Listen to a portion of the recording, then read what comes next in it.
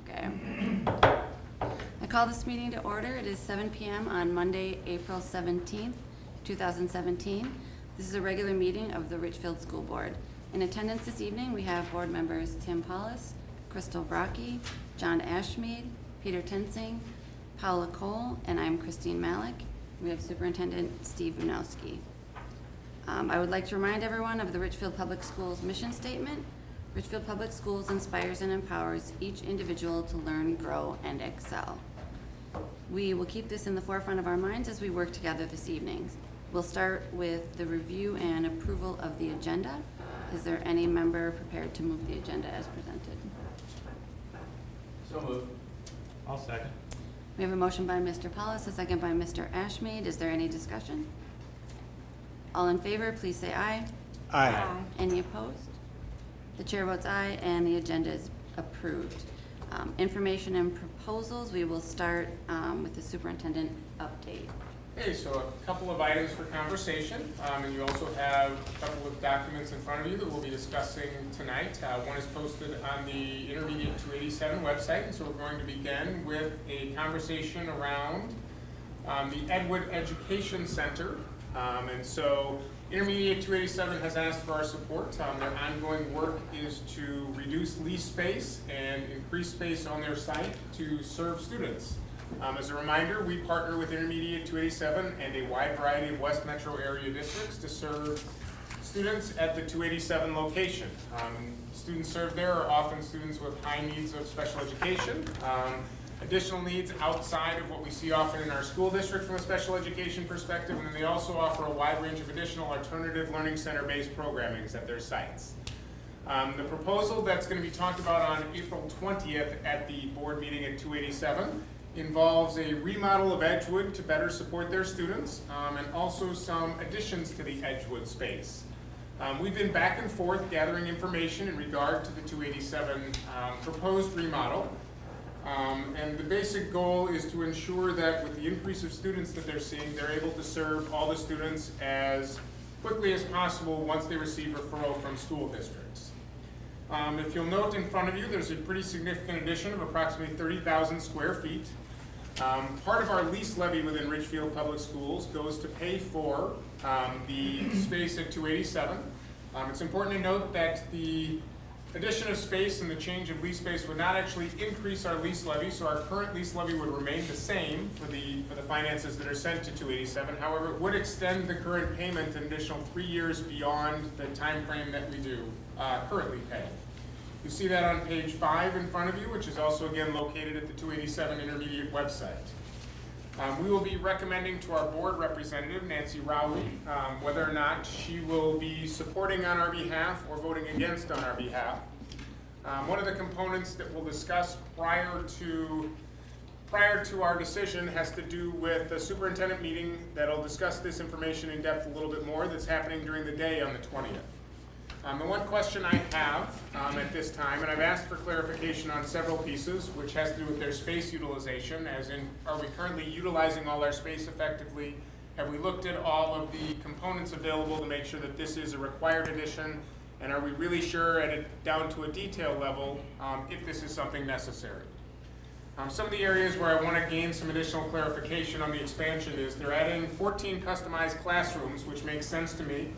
But they're also looking at some additions to parking space and bus loading space, some pavement improvements and a walking path, and some of the things that we would love to add in Richfield Public Schools.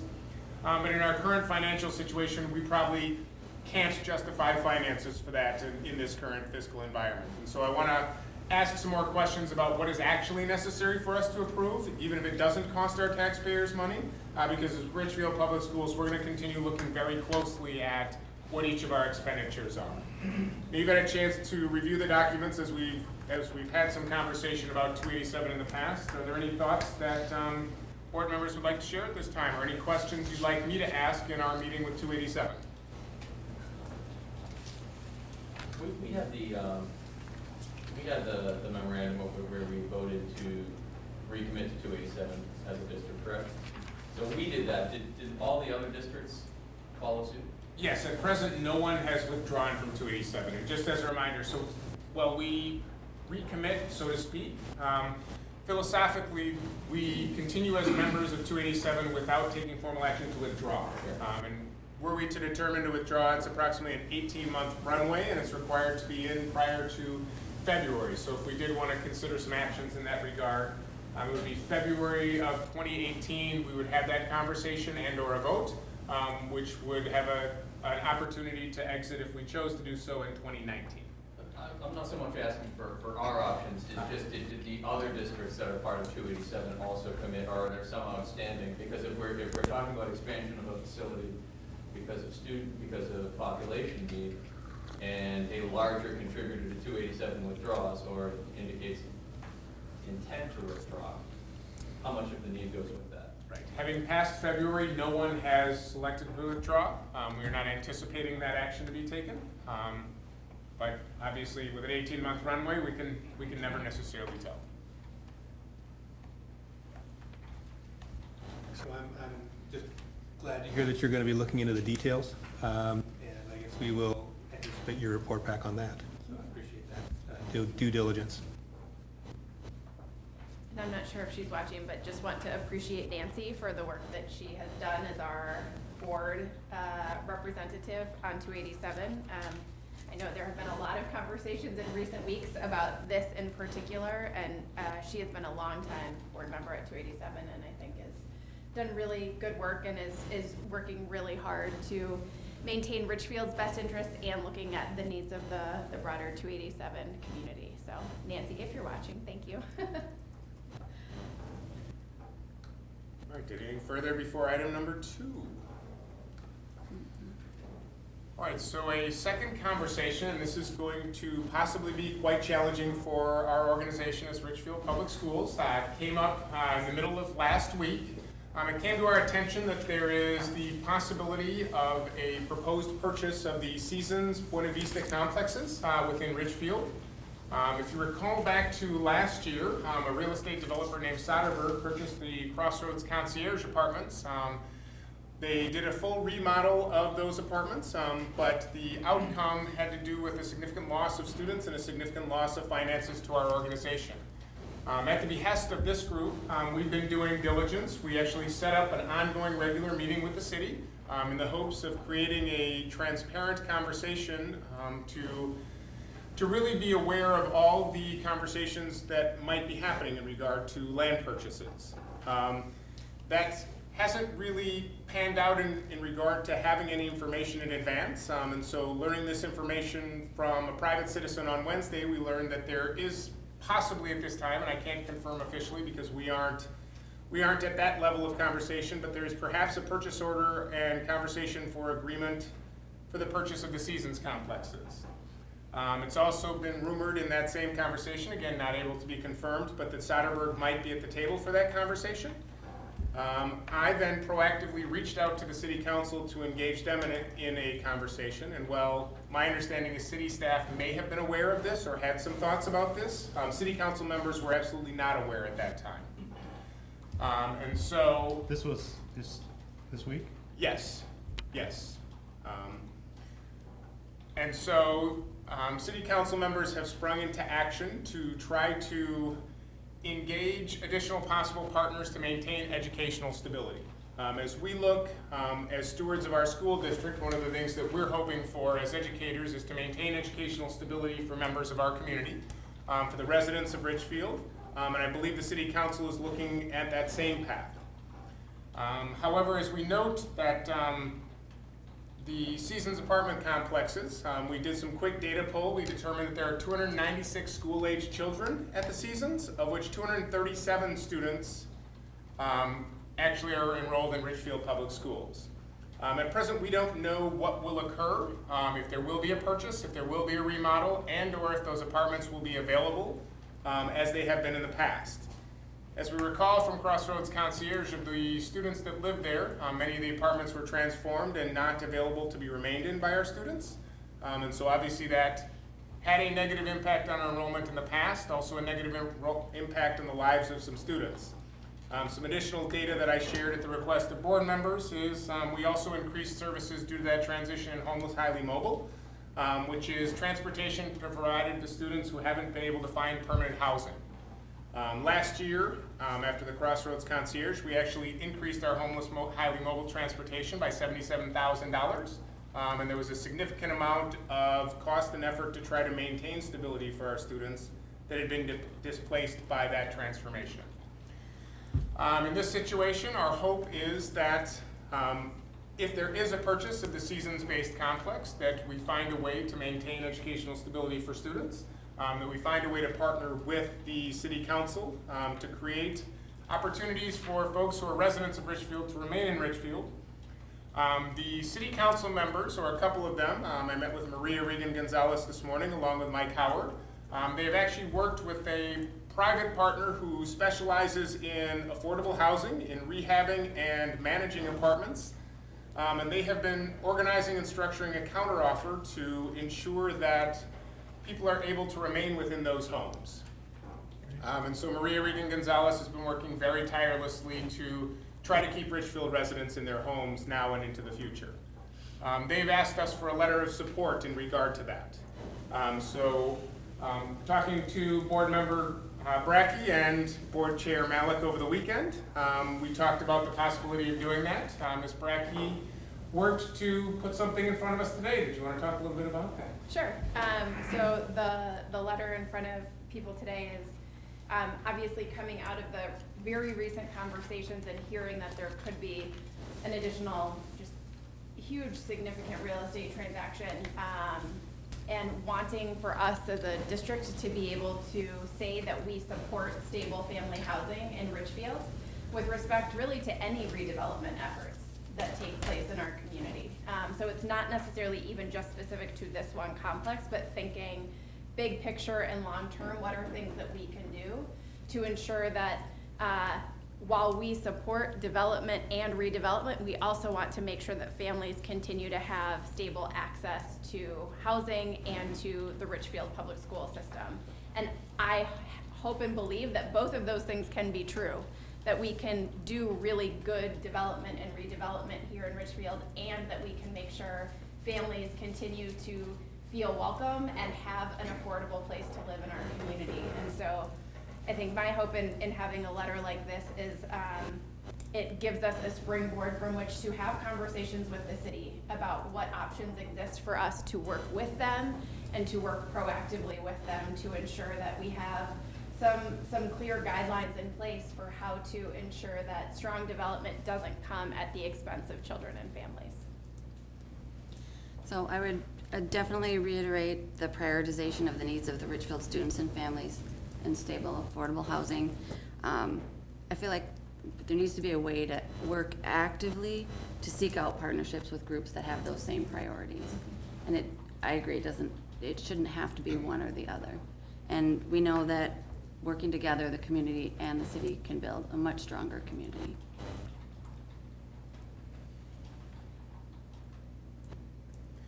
So while other board members reflect on that, why don't I read the letter just so the public has that.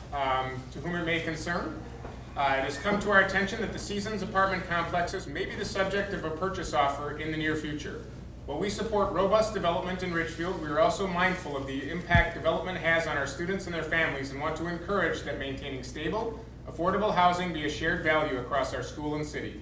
As you likely know, the purchase and transformation of the Crossroads apartments into the concierge apartments displaced hundreds of Richfield residents.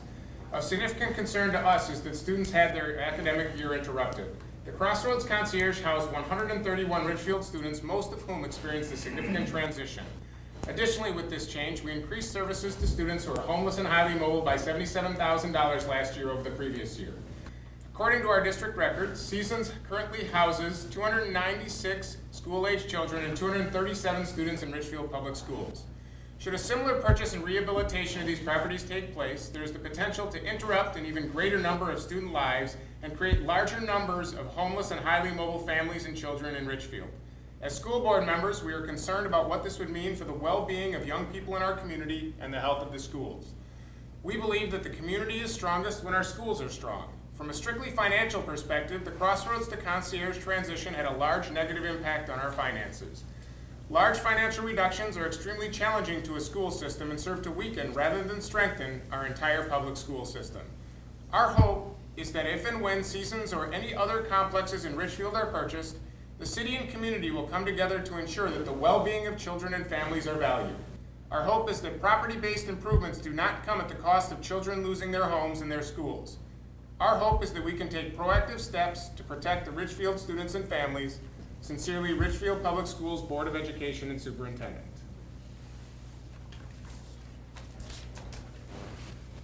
So, I mean, obviously, our mission as a board is clear, and our priorities as a board are clear in terms of protecting and supporting as best we can the achievement of our students.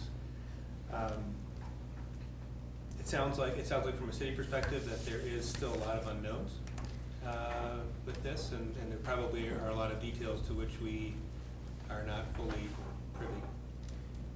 Yes, I think one of the challenging things for us to determine longer term, and I expressed this emphatically to our city council members this morning, is how do we create a transparent level of communication? It seems that there may have been different levels of knowledge and different levels of information between city workers and the city council. And so trying to figure out a component of communication that is just open and transparent at all levels of city government and schools, so that we can obviously best serve the students, families, and residents of Richfield. Yeah. Can I say one thing that I have been thinking about over the last couple of days is, with the transition of Crossroads to concierge, and then with this potential situation as well, I feel like one of the things that I have consistently heard is, things that the city cannot and will not do in terms of, interacting in these transactions, which I understand that there are real limits to what the city cannot and should not do. What I am interested to know is what could they do?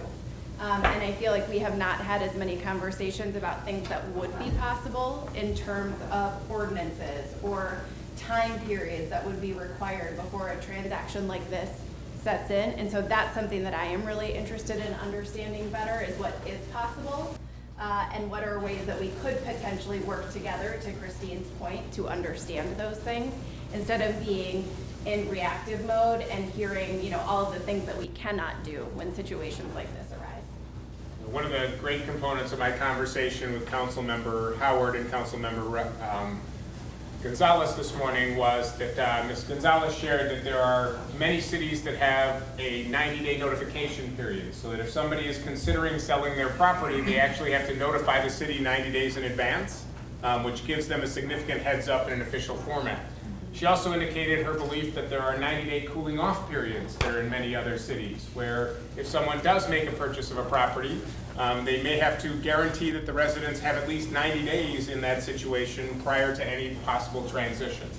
And so that in many other cities, which is apparently, again, this is not my area of expertise, but my understanding from the meeting this morning, many other cities have up to 6 months to plan in these types of situations, should they find themselves in a similar situation to what we might find ourselves in Richfield. So I guess some of this ties back to conversations we've had with the city. So you had said the city council was not aware, by and large. That's what they shared with me, yes. That's interesting. I think I'm a little more surprised than I like to be, and it's just baffling, because how is it, and this is a big purchase and there's a lot of connotations, so I have been very hopeful that by strengthening our relationship with the city council, we could achieve very great things together. But if they are not in that position, not because they don't want to be, but because the policies to support that are not there, it is really concerning. I like that where this is going, where they're now thinking about ways of how they can avoid not to be on the loop about things so important by changing. But we just went through this last year, and I know so many times the conversation went along the lines of, oh, but what can we do? And I know that we have a transition period in leadership in the city and all of that, but it's just that I hope that we can develop policies, and by we I mean as a city, not like on the school board, so that these things don't really happen, and that we are not asking, but how did we get here, or how can we, there's nothing we could do. I hope we learn from this Right. as a community. I mean, it's obviously not a simple question with any simple answers, and I think that's clear. But it certainly would be true that being reactive is never going to be in our best interest for either the city or for the school. So I can certainly see the value of trying to, be proactive and collaborative to do whatever we can. Right, I think that challenging communication in this regard is we did, again, at the behest of the board, trying to set up proactive actions with the city. I've set up partnership meetings with the city.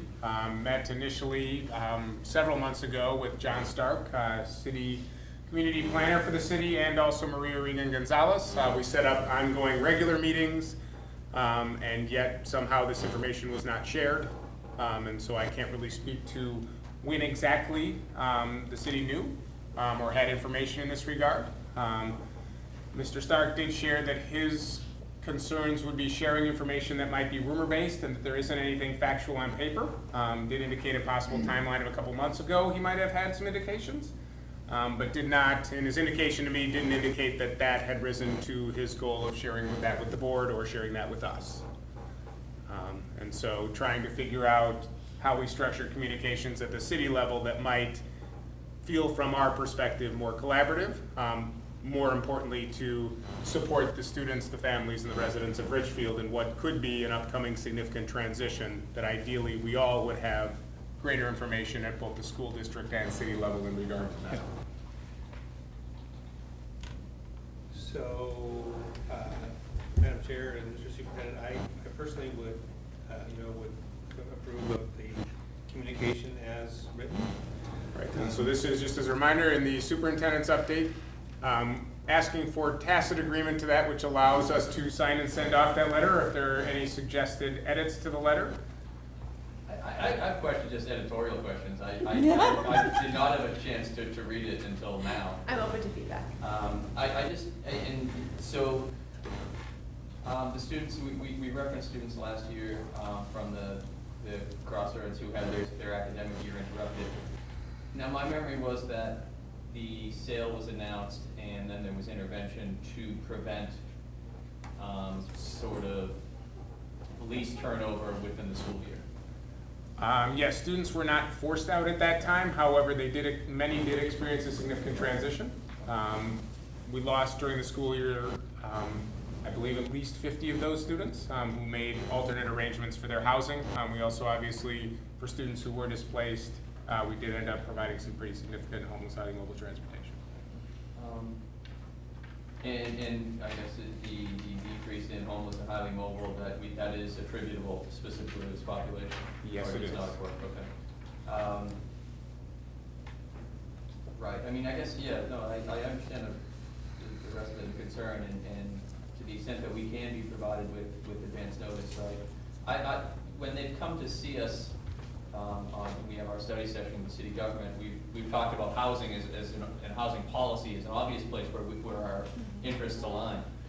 And we've asked them, I think it was my first year on Peter, I think you were chair, and you had asked about sort of, code enforcement for substandard housing. What can you do? Because we hear, sort of a number of students and families are in somewhat transitional housing, and that, the type of housing and the level of upkeep that as soon as you're in it, you're trying to get into somewhere perhaps better.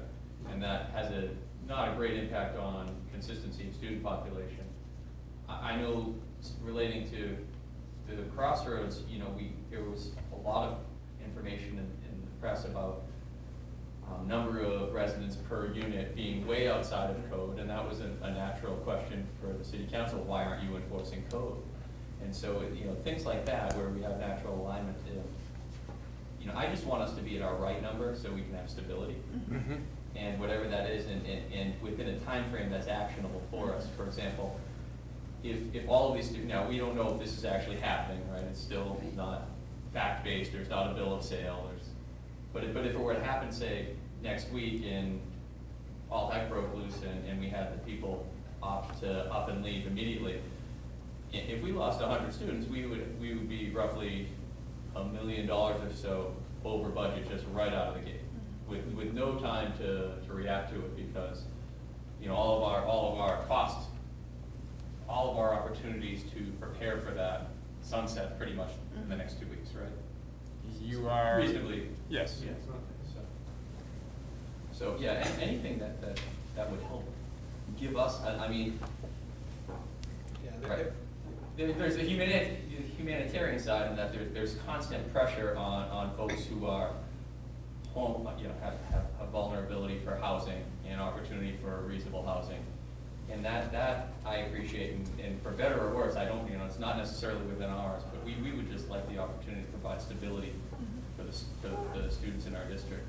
And there's no way to do that without some sort of agreement on, you know, how it would work. And you, Steve, you had mentioned, or someone had mentioned that other communities have restrictions on, you know, 90-day notice. I imagine that is only on, say, a commercial sale with a number of housing units. It's not on a single family home, or I imagine. Right, Ms. Gonzalez shared that, so Yeah, yes, yeah. I'm So- not sure of the exact details. Anyway, no, I'm probably rambling at this point. No, that's all right. I mean, so by point of comparison, if we think about it, it's hard as a citizen or of the school district of Richfield to think about what our neighbors in Edina are doing. But if we recall, City Manager Mr. Neal has come and presented to us all the things that are even being looked at for possible actions that are in Richfield School District. And so clearly Mayor Hovland in Edina has given some clear direction to his city manager about sharing significant information. He's actually proactively reached out to us and given us rumors, given us conversation, given us things that might significantly impact us. Talked about when things could possibly go on or off the tax books. Also talked about possible purchases, including the York 66 corner, things that haven't happened. He has shared that information with us, and some of that even publicly. And we just have not gotten that same level of sharing within Richfield. To be fair, a lot of that was redevelopment or conversion from, say, retail or something else into housing. And this would be a conversion of residential to residential, or Correct. so, you know, just a change of ownership, and we don't necessarily know what the new owner would do, although we could have our suspicions based on if it's the same owner and the same, you know, who just converted the other one in town, or another large one in town. Yeah. Right. I mean, I think from my perspective, obviously our budget is substantially dependent upon, well, wholly dependent upon our student population. And that student population is at least somewhat dependent upon the presence of affordable housing within our community.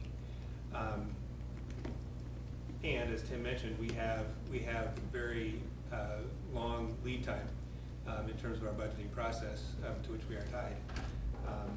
I don't know if the city has the same dependencies. It actually may have some very different incentives and dependencies. But from a partnership perspective, we would really be looking for them to be sharing information.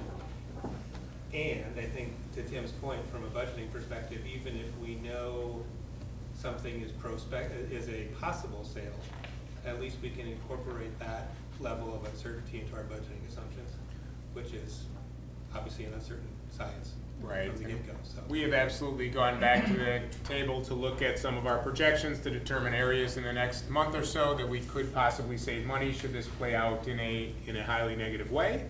And we will be looking to take whatever actions we can in the next month or so to obviously protect the district. The other couple of things to note are that we as a district have worked very hard to raise our fund balance. We were at 2.5%, we were at 4.4% now. And so as we think about overall fund balance, and one of the reasons why you try to have a fund balance, it is to protect you against the unanticipated things that can come up. And so while we don't know how this would play out should this come to pass, a larger fund balance, something that we're working very slowly to try to grow in this tough fiscal environment, is the kind of thing that obviously reduces our risk should we be in this very difficult type of situation. And then similarly, as we've also talked about, our per-student operational funds from a referendum perspective, and this would be one way, Peter, we're very different from the city. The city actually has the ability, and on a yearly basis, increases the tax, property tax for the citizens. That's actually not a right given to school boards. So us as an organization, we're required to go to the voters for any increase in levy. Well, the city is able to increase their levy on a yearly basis, and that's just part of their rights.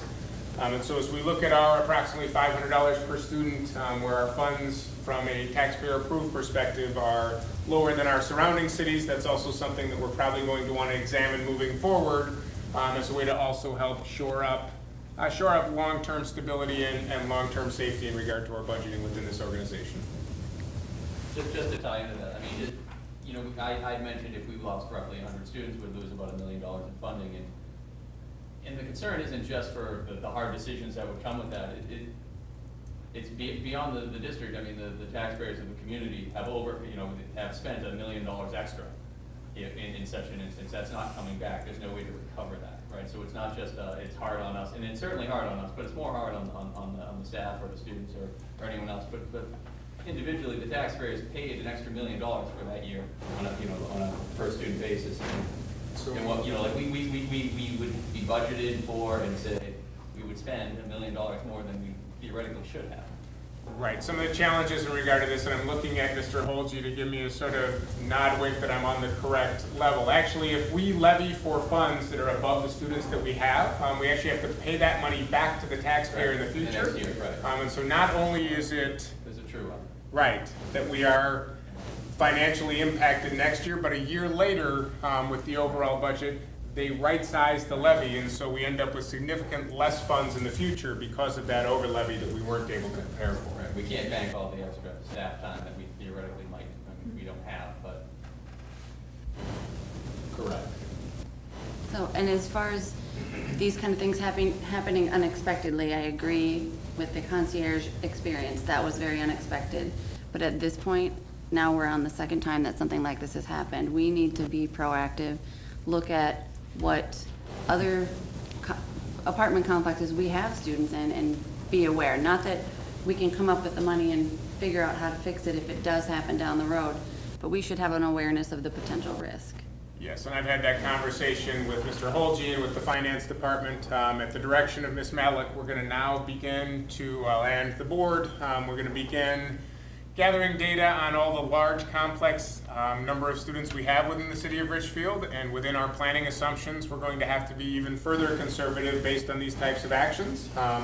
Should we find ourselves in a situation in the future, we need to obviously have planned as such. And so in next year's planning assumptions, our numbers obviously will be even more conservative than we've been in the past, because obviously with 296 school-age kids, 237 in Richfield, without knowing the outcome, our fund balance and planning don't currently take into account how that might impact us, and we'll have to do that in the future, clearly.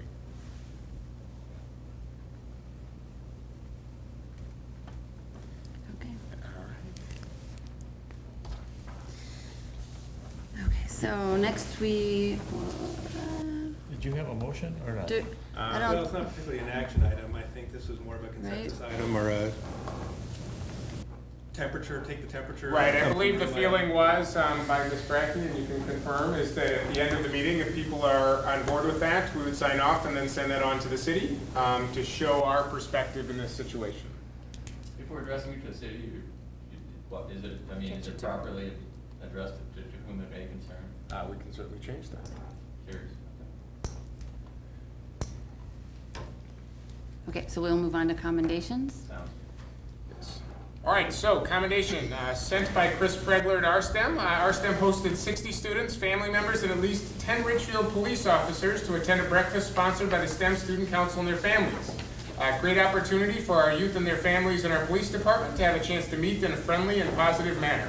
There were lots of smiles and bonding, and students did a wonderful job all year long doing things to make the RSTEM community a fantastic place to be.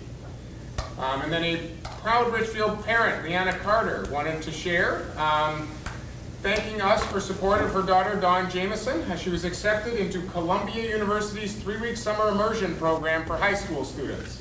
She'll be attending session 2, July 17th to August 5th, and it means so much that she attends a school with counselors and teachers that truly care about making sure their students achieve greatness. Dawn has big dreams and works extremely hard to achieve her goals. I know that this summer will be an experience she will never forget. We obviously wish Dawn the best of luck and congratulations on acceptance to Columbia. Okay, next we have the consent agenda. Is there any discussion? I will move the consent agenda as presented. Second. We have a motion by Mr. Toensing, a second by Ms. Brakke. Is there any further discussion? All in favor, please say aye. Aye. Any opposed? The chair votes aye and the consent agenda is approved. We have no old business, so we will move on to new business and resolution to discontinue teaching contracts to place teachers on unrequested leave of absence. And Director of Human Resources, Joel Miltz here. Great, thank you. Appreciate your time this evening. Bringing forward for action tonight the resolution that we talked about at the last meeting to discontinue a teacher contract, placing a teacher on unrequested leave of absence. Again, as a reminder, this is no reflection on the teacher mentioned here in the notes. It is simply a method that we use depending on finances in the district and so forth. And again, no reflection on the teacher's performance in the school district, and looking for your approval of that resolution this evening.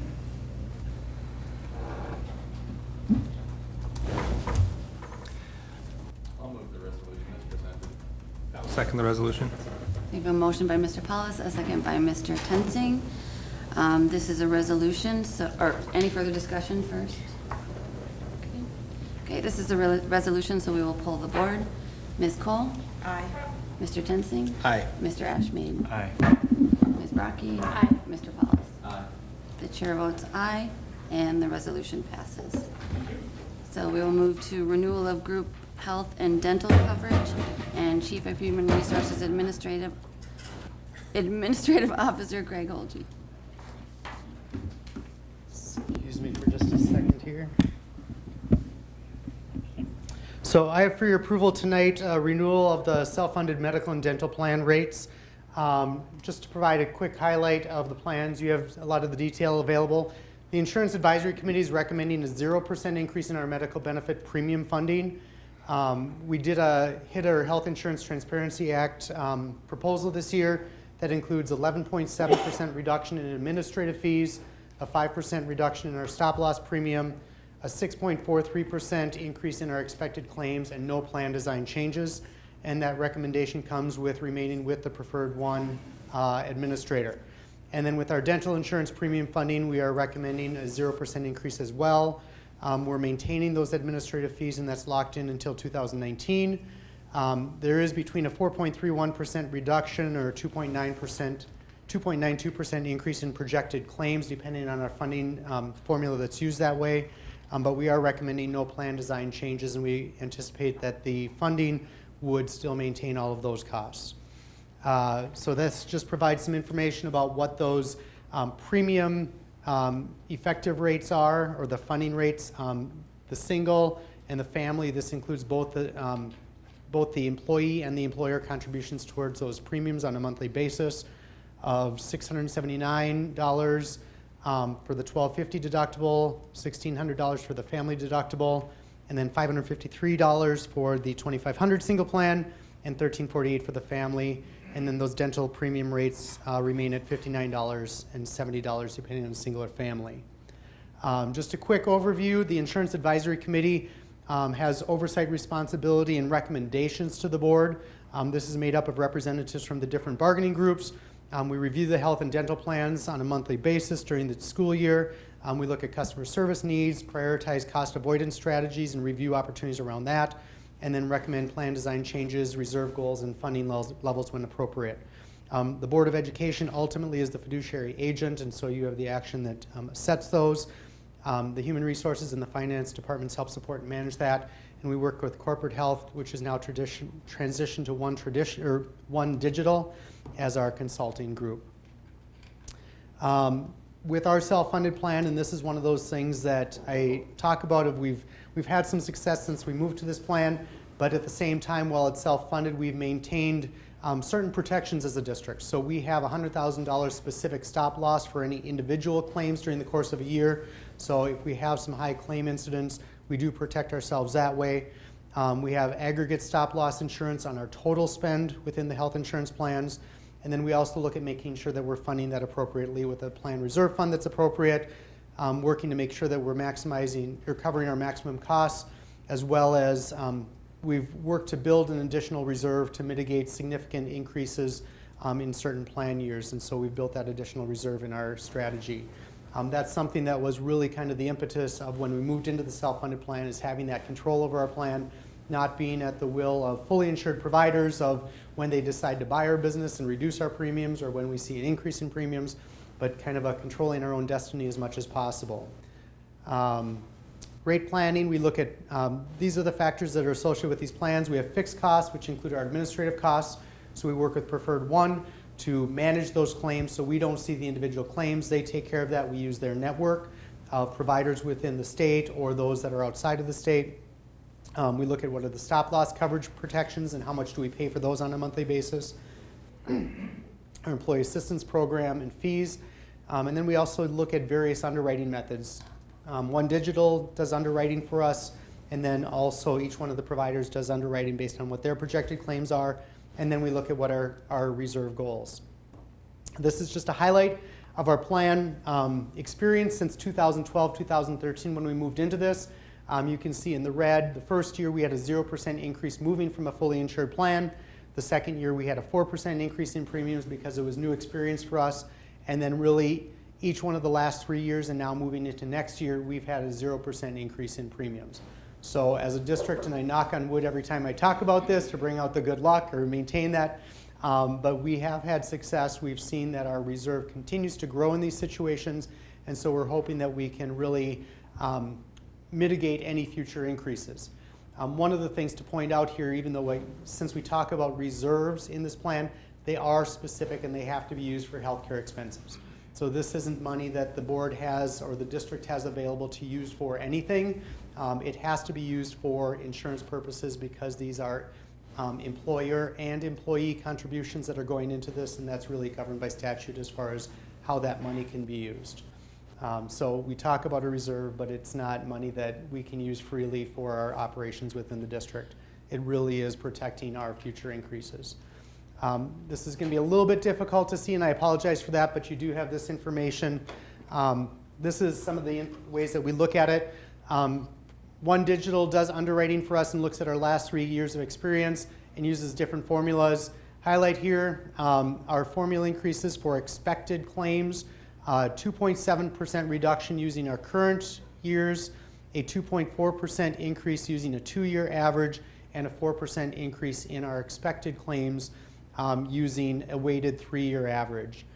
So that's one of the ways that we look at it. We really look at this to make sure that when we are receiving responses from our providers, that they are relatively close to that. There's kind of an art and a science behind this, a combination. And so with the HITA renewal, we receive this information.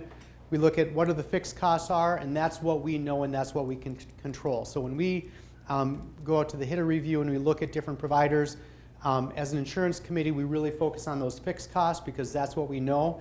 The expected claims are things that we really are going to pay no matter who we're with, and there isn't significant changes within the different provider networks from plan to plan.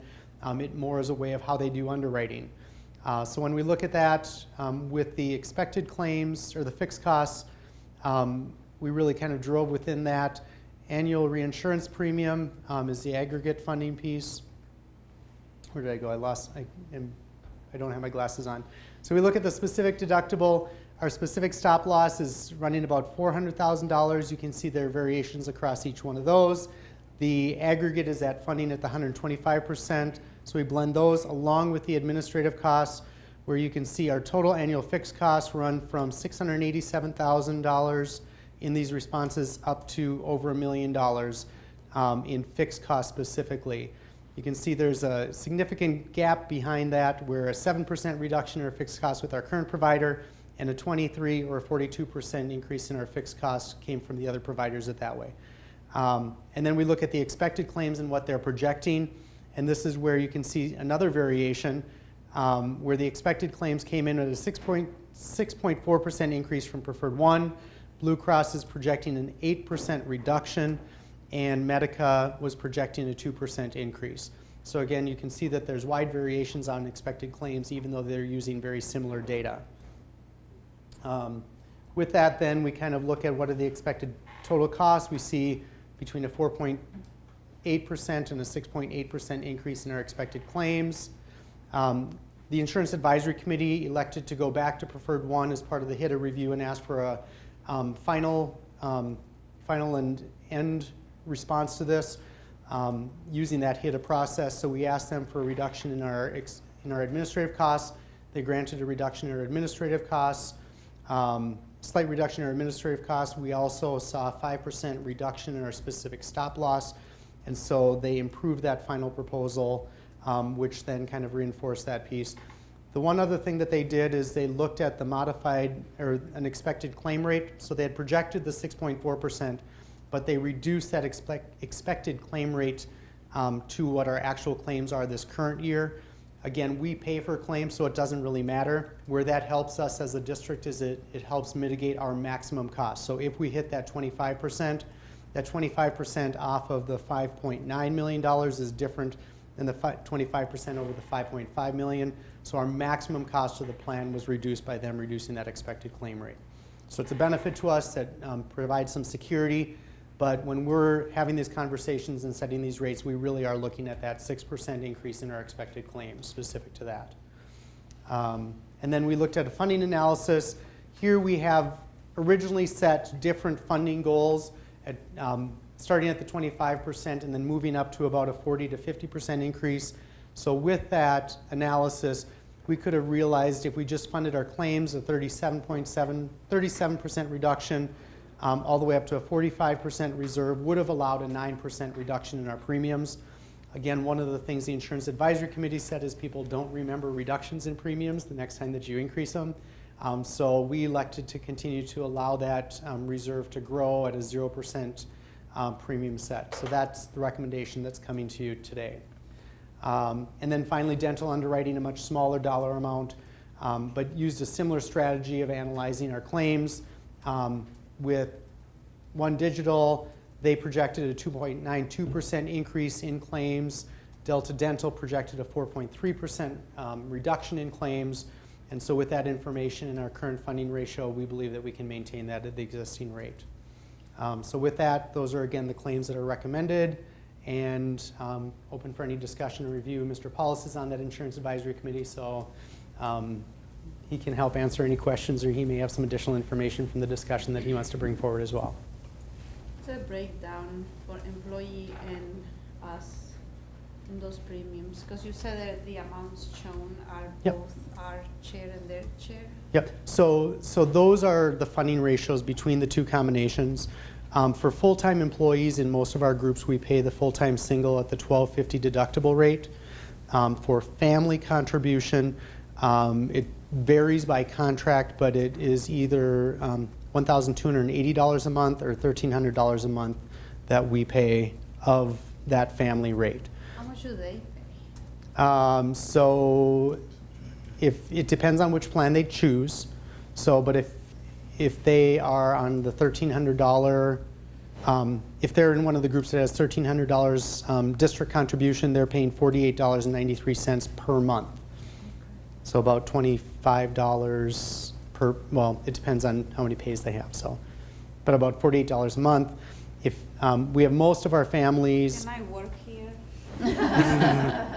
So we have most of our families that are on that $5,000 deductible plan.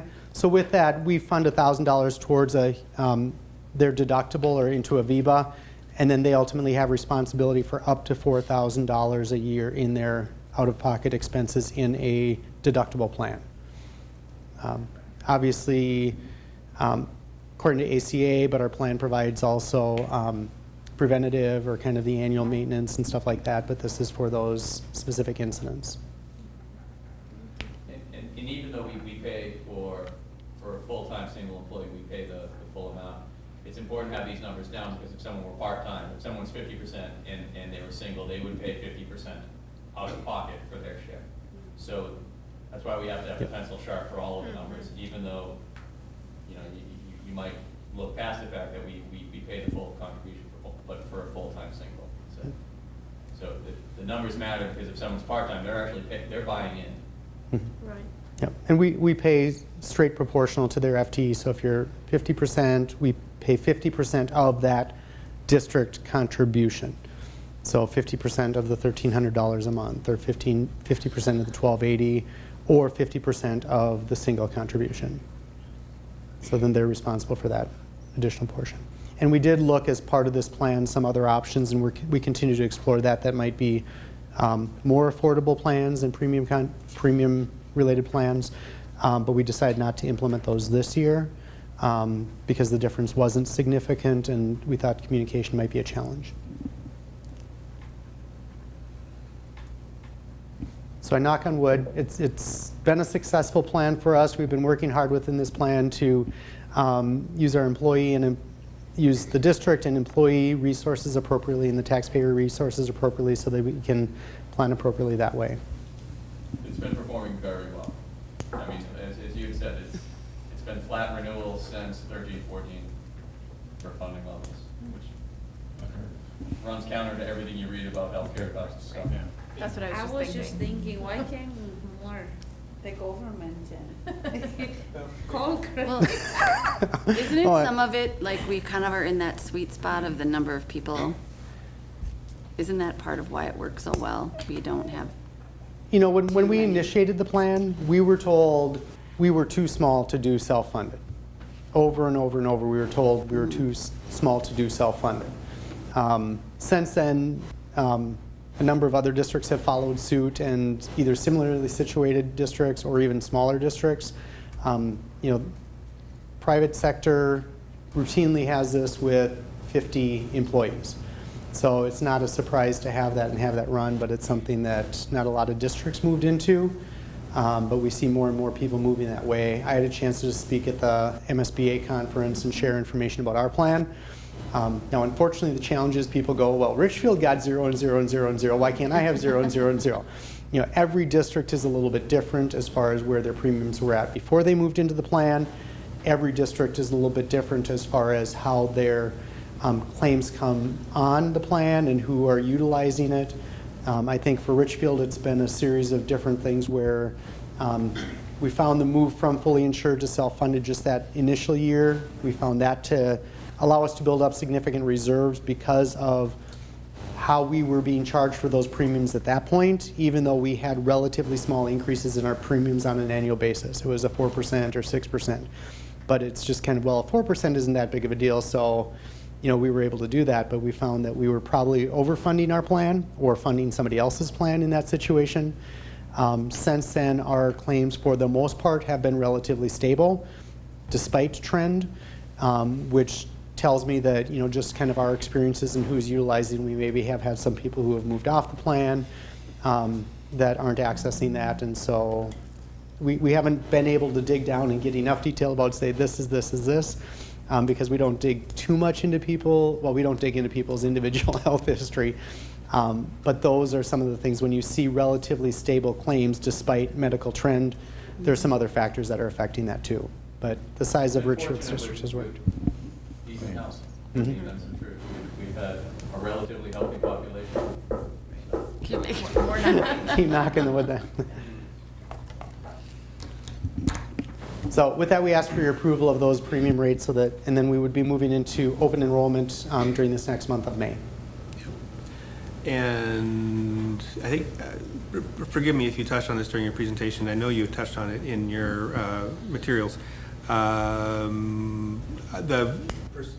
fund reserve, and I'm not going to get the terminology correct, but I know that we were aiming for at least 50% funded. That was our target, and we have attained that So target. we originally, in the trend, when we first moved in, we were aiming for about 10 to 25% over the first 3 years, 25% after 3 years, and then to grow that up to about 40 to 50%. Right now, we are projecting that we will be at least at that reserve goal at the end of this year. So we're, you know, have had success as we talked about. The Insurance Advisory Committee talked, you know, very specifically about what are different opportunities now that we're at that piece. And for the most part, they've taken the situation of saying, you know, let's mitigate future increases and keep this so that we don't have those increases versus taking one-time money at this point, unless we have, you know, a spike that we need to spend down that reserve at some point. One other question. Has our plan been subject to any of the ACA taxes? You know, if this would be considered a Cadillac plan or a... Oh, the Cadillac plan? Yeah. They don't meet that standard at this point, as far as... Delayed. I mean, that. Yeah, I know. That was supposed to be 2014. It's been delayed. Yeah. May never happen, but just curious. Yep. We did pay the reinsurance fee, the transitional reinsurance fee for the first 3 years, on a per member basis, like any group. We don't have time for the details. And we paid it, but that sunset in 2016. It's possible that would, that something like that could come back, and again, it would be small. The state has talked about at the state level reinstituting the reinsurance program, that replacing the federal program that vanished by schedule it was supposed to. Yeah. As a district, there is, and I'm going to miss what the two titles are, but there's one fee that we paid out of the health plan. There's another fee that we're specifically required to pay as a district. Both of those, when we moved into this plan, were less than what we would be paying as a fully insured plan. So that was one of the savings that we realized as a district was that fee for a self-funded plan was less than the fee for a fully insured plan. And that was some real dollars that we knew about as well.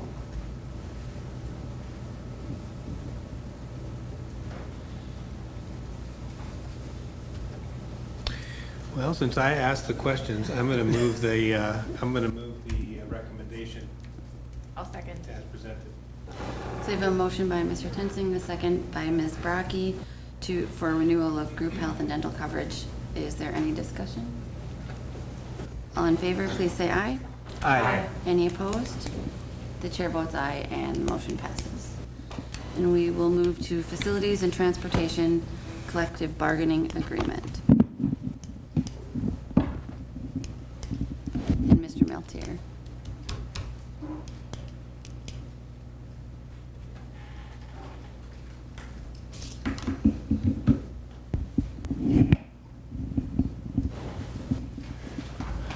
I'm pleased to bring forward tonight the Facilities and Transportation Tentative Agreement that was ratified by employees on April 11th. To just review a few of the things that are the highlights from the agreement. Base salary schedule for years 1 and 2 for building specialist would be 40 cents in year 1, 40 cents in year 2. For bus drivers, 40 cents in year 1, 40 cents in year 2. For building cleaners, a 35-cent increase in year 1, 40-cent increase in year 2, and for laundry worker, a 35-cent increase in year 1 and 40-cent increase in year 2. Additionally, there were some key language pieces that we either added, clarified, or updated. So some of the quick adds, we did add one additional paid holiday for 12-month employees and added some standard language that we've added in other classified contracts throughout the bargaining process regarding dues checkoff, new employee information, and access to personnel files. Clarified some language under state statute regarding sick leave, clarified some different pieces as well, and then updated some titles throughout the contract. Tonight we're bringing this forward to you with a recommendation for approval.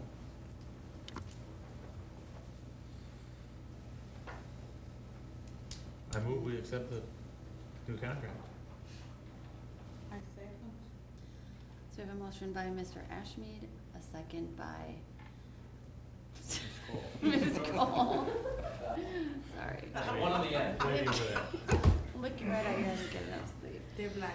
Any further discussion? I just want to recognize the hard work of our, both our negotiating team and the negotiating team for the union. I think that we've come to a really mutually good contract. I'm happy with the negotiations, so thank you. Thank you, and I'd also like to recognize the hard work and dedication and commitment of all of our men and women that work in the Facilities and Transportation Group.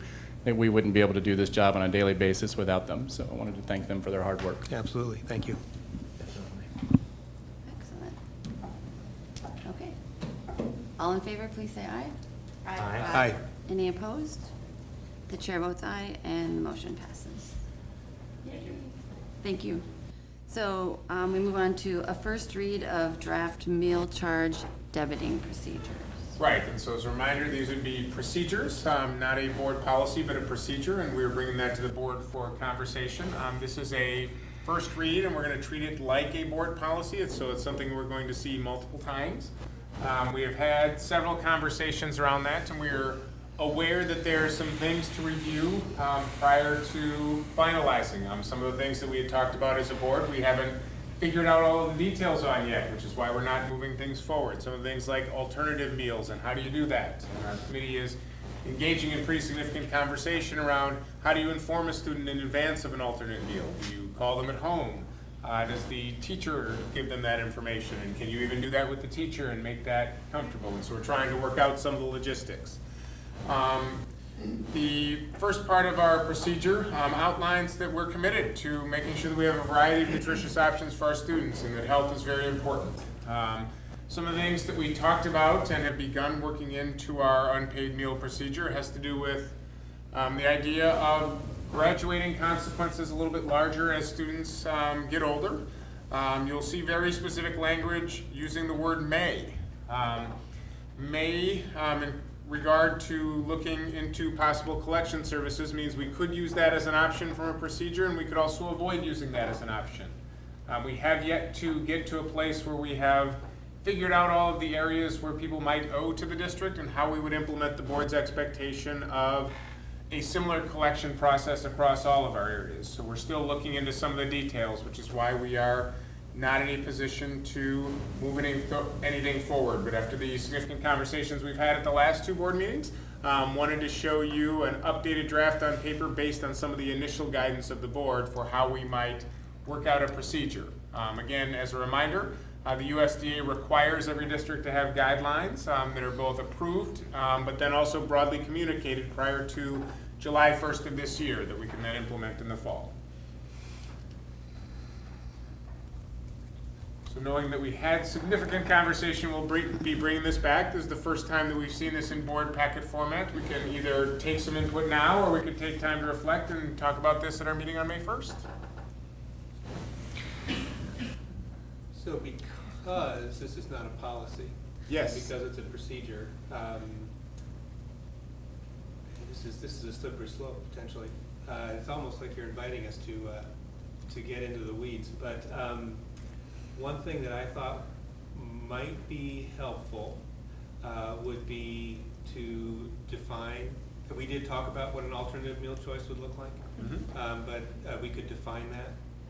You could define that, because I think that there was some fairly clear opinion from the board on what that should look like.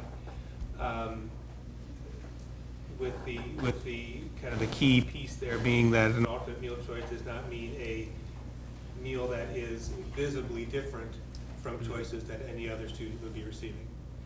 So this is not something that calls out that individual as somehow being less than.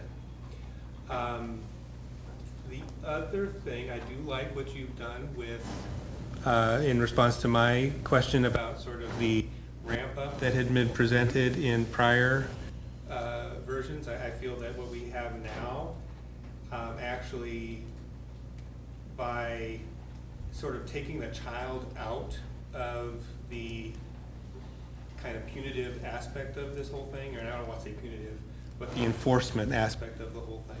We've really taken the child out of that loop, and now we have a policy between primary and secondary that's a lot flatter in terms of what the expectations are on families.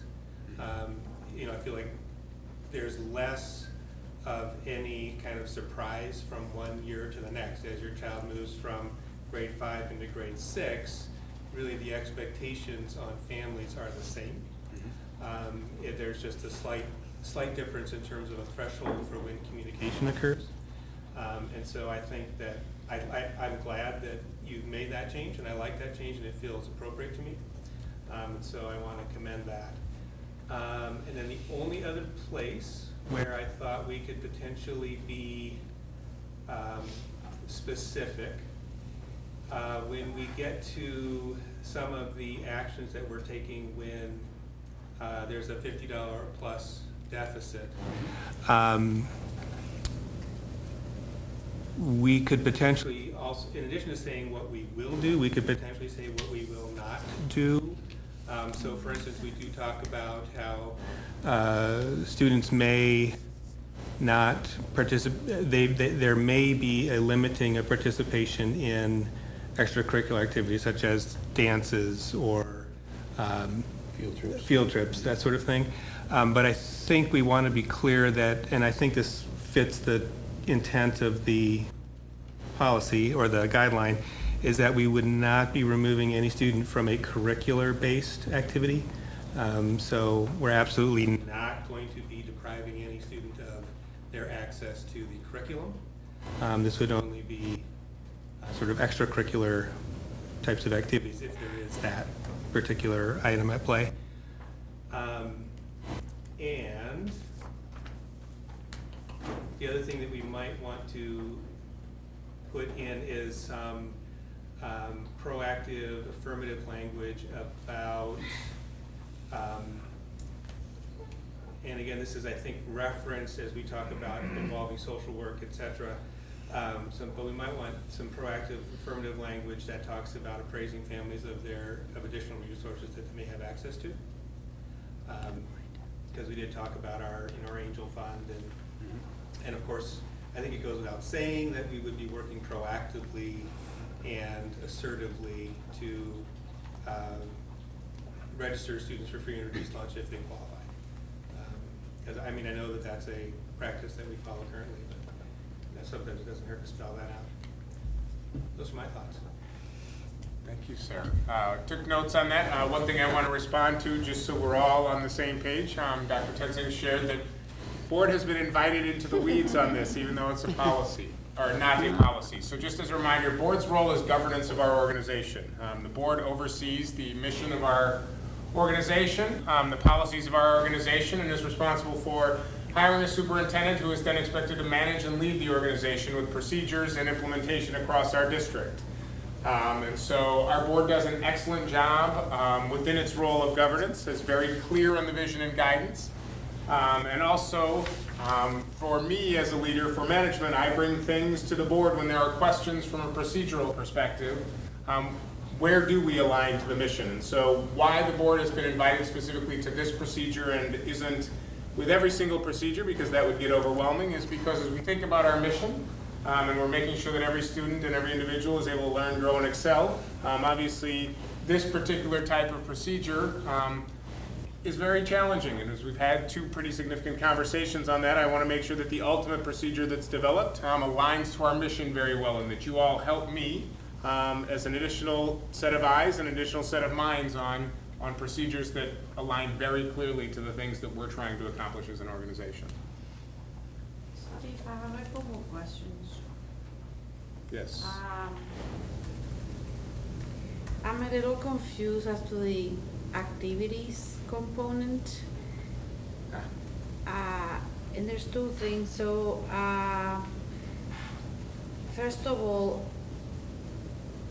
are we saying that we are not depriving the children of being involved only when the activities are academic? Is that what? I think to add, looking at the language, the student may also incur limited access to other school enrichment activities such as dances, special field trips, or special events.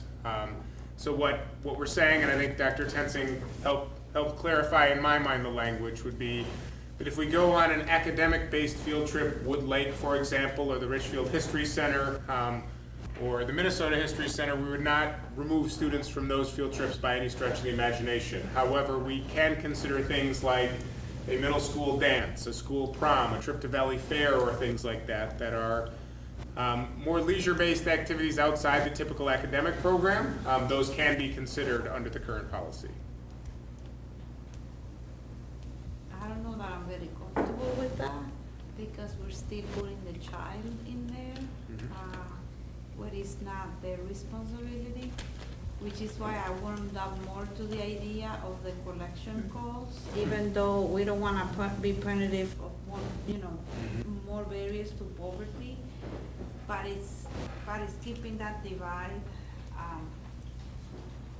So just something to think about.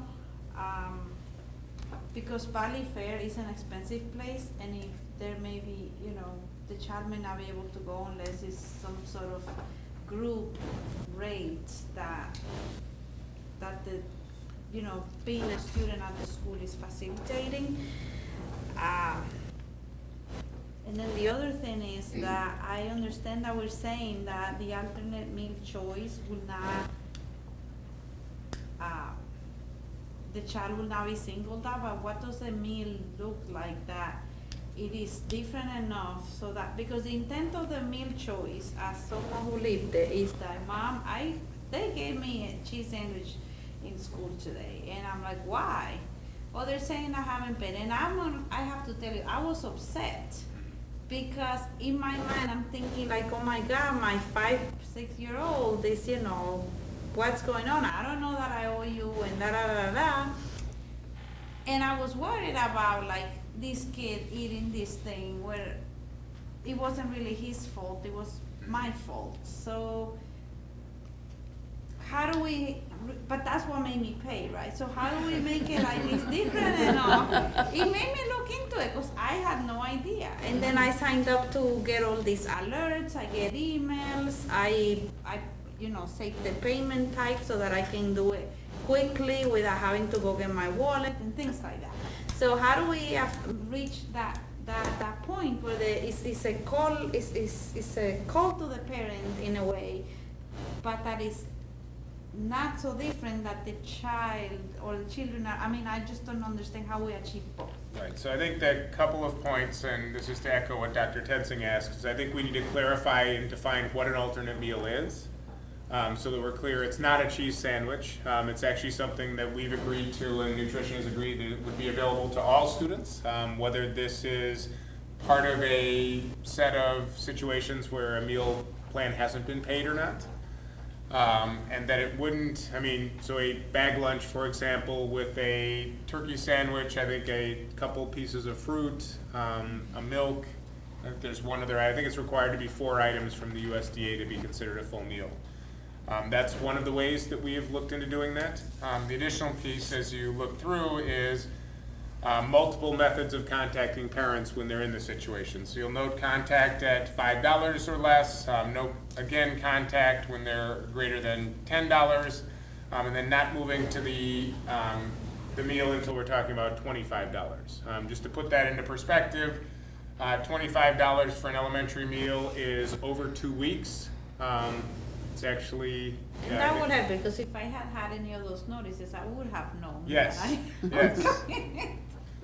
And then at $50 or above, we obviously have additional personal contact from social worker or administration within the building to have that further conversation. So this is hoping that we don't get to that part of the, right? It's more of a preemptive. Correct. The goal is to ideally proactively have parents pay for their students' meals and find ways to communicate that to parents and to make sure that parents are aware of what their bill is and that they are taking care of that. Absolutely. The hard part with regard to some of those things such as dances is honestly, as the high school collects funds, their most effective way of collecting funds is at prom time and the fire and ice dance in the winter time, where students are not required to even pay their entire bill at that time, but are required to agree to pay their bill, or are required to pay some sort of money towards that and begin a plan to pay funds towards that prior to purchasing a significantly priced ticket to prom or fire and ice. So they pay for those? Yeah. Okay. Yes. So these are areas where, even for Valley Fair, it tends to not be a free trip. So the reason for those to be leveraged is because parents are sending money to school for certain field trips. Okay. And so letting a student go to prom or go to Valley Fair and send money in for that while they're not paying a significantly in the rear food bill obviously creates a conflict, and we are definitely talking about priorities at that point. Right. Which made me feel a little bit more comfortable about utilizing or providing the option to our team to utilize those as leverage. Okay. Makes sense.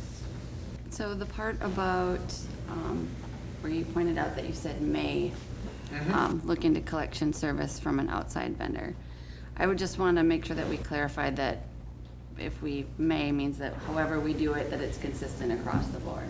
So I think that clarification would be good. Agreed. I mean, consistency might be hard, right? It may be a dollar threshold, but it may be, right, how do you codify if the parent has engaged or has not engaged, or has told the district we're not paying, or we're not interested, you know, like,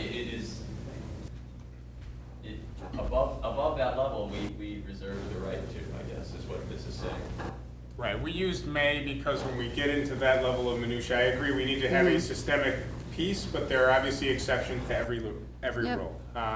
You know, if we know that the family has had a significant hardship, perhaps the parents have lost jobs, they're over $100, we may not utilize that. If we do know then on the other side that large amounts of money are being spent by that same family and they're not paying their bill, obviously we might look at that differently. And so we're definitely going to look at ways to quantify and examine that a little bit more closely. Similar to the expectations of figuring out how to utilize, if we do utilize collections, how do we do that not just in the food regards, but as you all have asked, how do we look at other areas to make sure that we're implementing something similar for people who don't pay multiple seasons of athletics, for example, or lose multiple textbooks and then don't pay those either.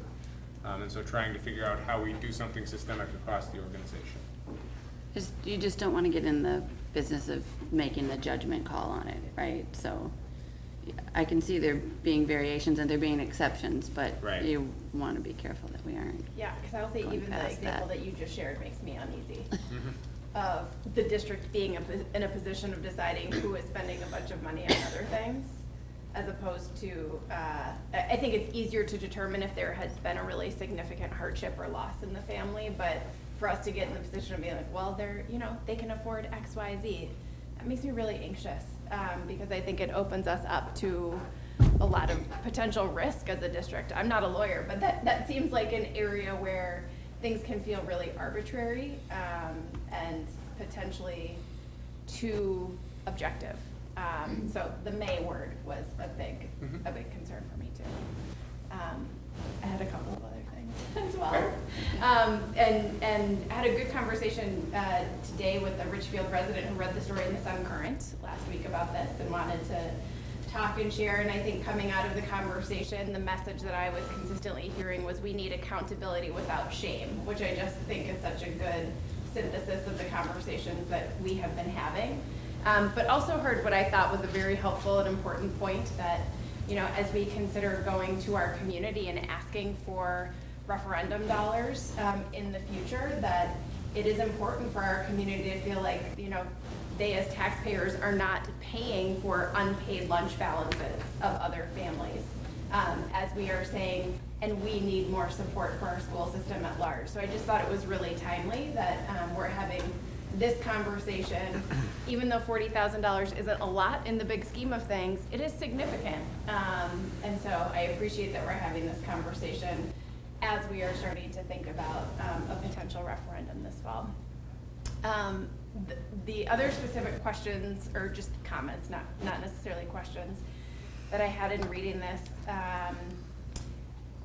wondering if the first several steps in this proposed procedure, all being automated, come in a variety of languages, and whether a language barrier could potentially be an issue. So I would love to know more about that.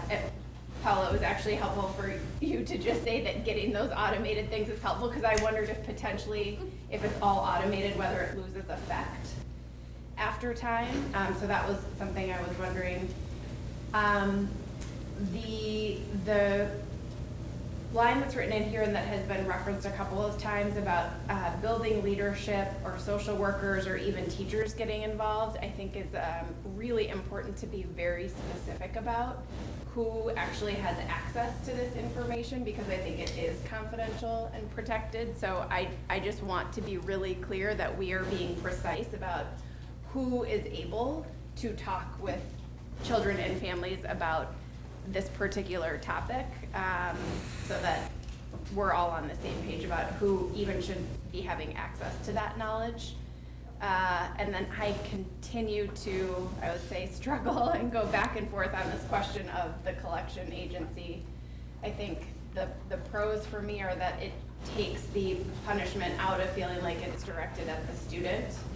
I think the questions for me are, would we be implementing this before we are able to have the broader conversation about how we handle this and think about this as a district systemically? And just feeling somewhat uneasy about us as a district, you know, potentially prompting action that could have such a significant long-term financial impact for a family. So I am continuing to struggle with my feelings on that particular front, and just want to be open about where I am on that. And that I promise at some point I'll get to a point where I can say I can live with this or I can't, but it's a significant struggle for me. I think it comes down to how we implement it. There has to be a threshold at which if we were to include it. If we don't include it, one could argue there's not a lot of penalty ultimately, and our ability to carry it out is limited. And I don't like it either as a premise. I think it could possibly generate a lot of ill will, but I respect why it's in there. Absolutely. I hope it's never used, because I just see it not. I just see it as likely to be very divisive.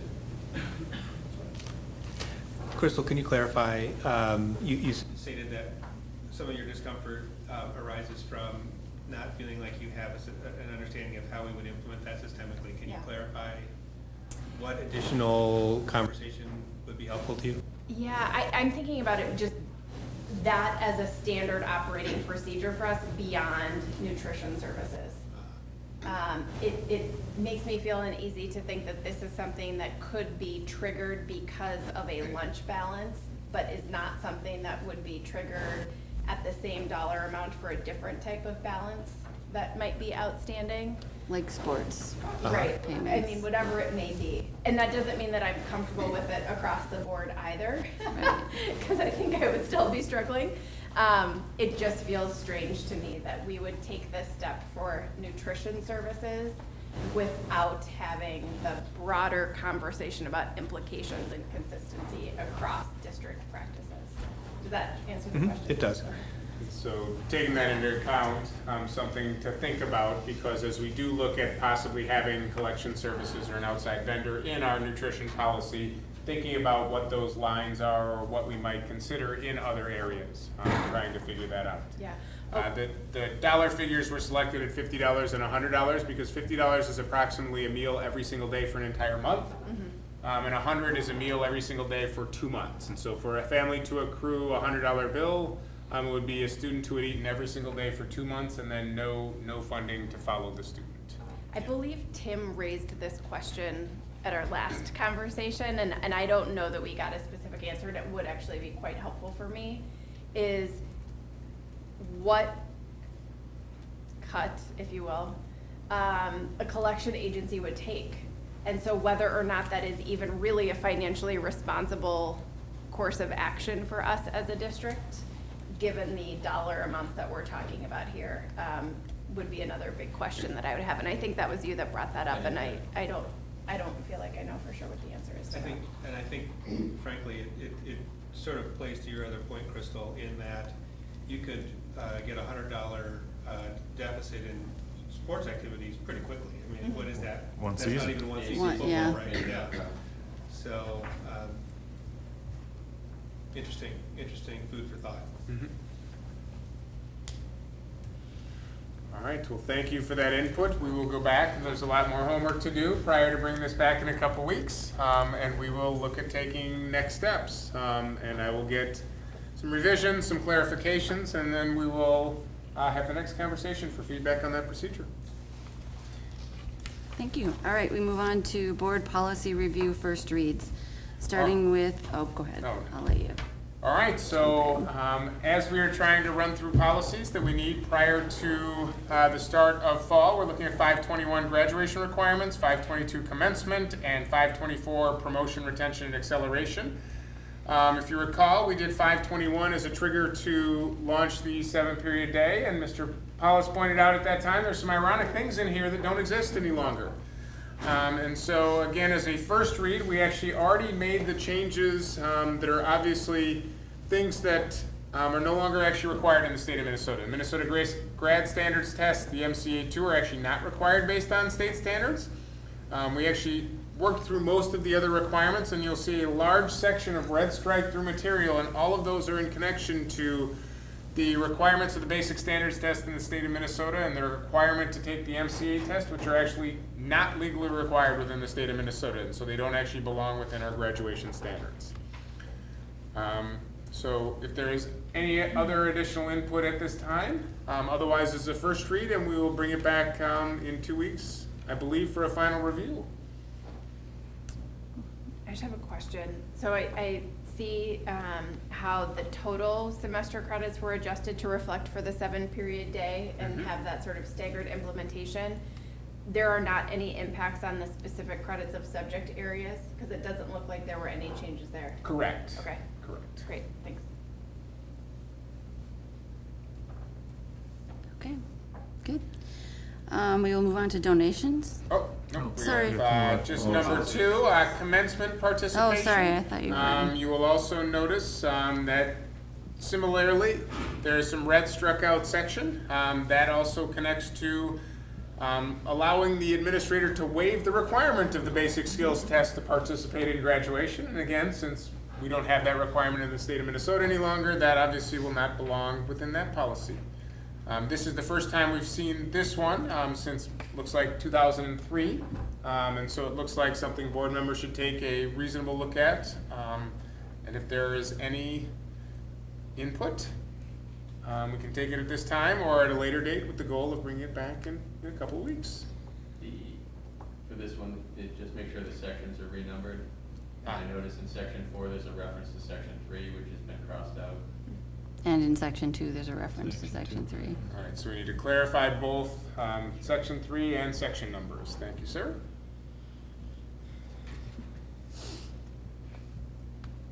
All right, without anything further, we'll take a quick look at 524, promotion, retention, and acceleration. And this is actually clarifying that we're supposed to place pupils at the best instructional level. And so this is just a reaffirmation of the same plan that's already there. Allows for acceleration when appropriate, and then also talks about placing students in the area of best interest.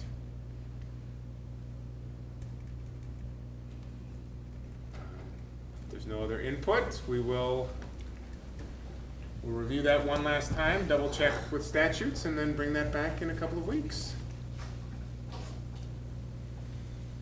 All right. So now we can move on to donations. Donations. All right, for the period of March 21st through April 13th, $190 was anonymously donated to the Angel Fund to be used for unpaid lunch balances. So we thank people for helping to pitch in and support their other colleagues in paying for food. Madam Chair, I will move that we accept the donation with gratitude. I do have just a comment as well, and I think we had touched on this previously, but this could be an area where we could potentially do some proactive outreach or solicitation of donations, potentially through a checkoff box. I don't know if there's a way to proactively solicit that as individuals are paying off their balances. Not basically anybody. Obviously, any person who's interacting with our Nutrition Services Department to pay. Could have an opportunity to do a little checkoff for another $1 or $2. There is that already. Is I that think it already is there, yeah. Is that kind of hitting you every time you? It's an option every time you pay. Okay. Yeah, it says if you want to I will tell donate my to wife. a. Now we know who pays your lunch account. Now we know who pays you. Okay, I'll make it, she pays it. thank you. It's already done. Anyway, I move that we accept this generous $190 with gratitude. I'll second that. We have a motion by Mr. Toensing, a second by Mr. Ashmead. All in favor, please say aye. Aye. Any opposed? The chair votes aye, and the motion passes. We move on to advanced planning and legislative update. All right, so just as a reminder, legislators are back in session. They're moving the large omnibus bills for education and finance bills forward. Just as a reminder, there are very wide-ranging implications of these bills. The House bill is sitting at, I believe, 1.25% increase, the Senate bill at 1.5% increase, and the governor's bill at 2% increase. There's also large differences in special ed cross-subsidy coverage, coverage for pension funds, and then also voluntary pre-K. And so the total package over the 2 years of the House is around $250 million. The total package for the Senate is around $300 million, and a very, very different number. The governor is slightly over $700 million in his bill. And so obviously there is a very significant difference to a school district should the governor's budget pass versus the current House and Senate budget passes, including implications for overall staffing, but the entire voluntary pre-K program, which is funded very differently and not at all in the other bills, and then obviously overall funding to support our students and support our community. As well as implications for funding of employer contributions to TRA. Absolutely, and this is one of the areas that I think not everybody is aware of. So the governor has put in funds to cover TRA. TRA is the Teacher Retirement Association. The TRA board has recommended a staggered 0.5% increase in salary to be paid by the employer each of the next 4 years. And so 0.5% of all of our salary funds would go into teacher retirement, something that we obviously support and believe that it's important to close the gap between the needs for retirement and also the funding of that pot. The governor is the only bill that actually covers that, and so without covering that in the House and Senate bill, that functions actually as a very significant reduction.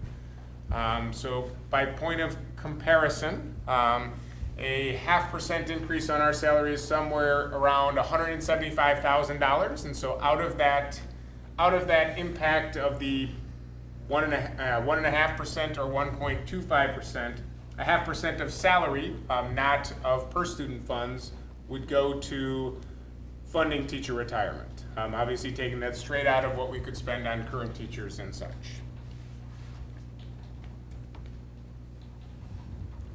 Okay, any other discussion? So we will move to information and questions from the board. I have a handout. And I even have some for our friends in the audience if you would like one. So I am representing the school board on the Richfield Comprehensive Planning Update Steering Committee, which is a mouthful. But it's giving advice and input to our city staff on long-term city planning priorities and principles. And we just had our first meeting last week. So last week was really sort of comprehensive planning 101, what goes into our city's comprehensive plan, and specifically what are the ways that we as steering committee members can be helpful to the city as they are getting ready to update our long-term plan.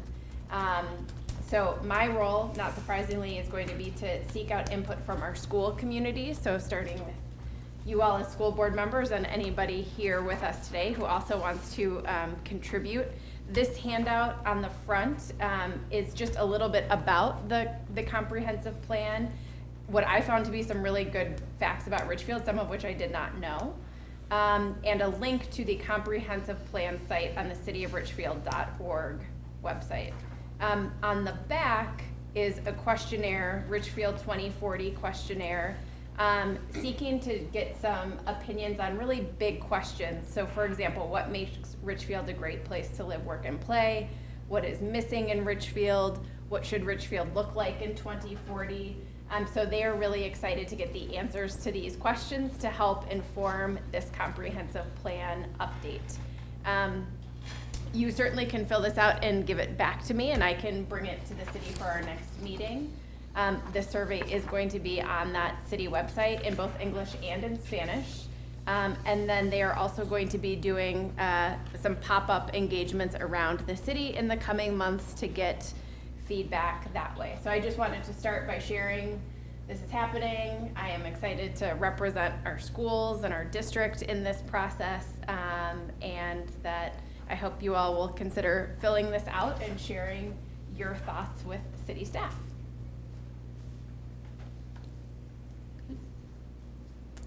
I would encourage everyone to go to the Richfield High School play that will be on April 27th, 28th, 29th, and 30th. They are doing Annie. So I suggest everybody go. It should be fun. A nice family play. I was informed by the city council that they're planning on holding a work session on April 25th, talking about possible property purchases, talking about possible procedures, policies, or ordinance that might relate to that. And so a final time has not been confirmed for that work session for the city council, but it would be a great opportunity for our board, for at least a member or two to be present, to engage on April 25th in that conversation with their planned meeting and the city council. Great. I have, let's see, one of my liaison assignments, the Friends of Wood Lake. The Friends of Wood Lake has their annual fundraiser dinner and silent auction on April 28th at, I have it here somewhere. Where is that, Christine? 6 p.m. I Minnesota don't Valley remember. Country Club, There 6 you p.m. go. to 9:30 on the 29th. If you would like to buy tickets, you can buy them online. If you just Google Friends of Wood Lake fundraiser. There's a big fun silent auction. It's a fun night. Okay. Anyone else? Good. So future meeting dates, May 1st, 7 p.m., a regular board meeting hosted by Sheridan Hills. May 15th, 7 p.m., regular board meeting. And then the capital facility study session, which is next week on April 24th. Not a regular meeting, but study session. So any 7 o'clock, just as a reminder. 7 Yep. o'clock. Typical meetings are before board meetings at 6, but because we anticipate needing more time for the facility study, we don't want to be constrained by the typical 1 hour we have before a board meeting. Okay. Any suggested or future agenda items? So one thing that occurred to me as we were conversing earlier was, I don't know that we've had our sit down with our city council yet for the year. Obviously there's a special election coming up, but we might want to just sort of think about where we want to fit that in. We will be inviting them in the near future. And I think it's fair to say that we need to give credit to our council members. Council members have generally been engaged, and so despite our conversation earlier today, I think this is a partnership that is growing and developing and has some growing pains as we move forward. Absolutely. And our council members were very responsive and active in that conversation this morning. Okay. And you have a comment on here about recommend approving a second meeting in May. Is that another meeting about the No, it's recommended facilities? approval. Our goal, and that is for our capital facility study, is ideally recommending that we're able to Okay. approve things in May, to continue that second meeting in May, to continue moving things forward, just to sort of give that timeline out to the board. That's what we're shooting for, as we continue to gather feedback on that facility study work. Okay.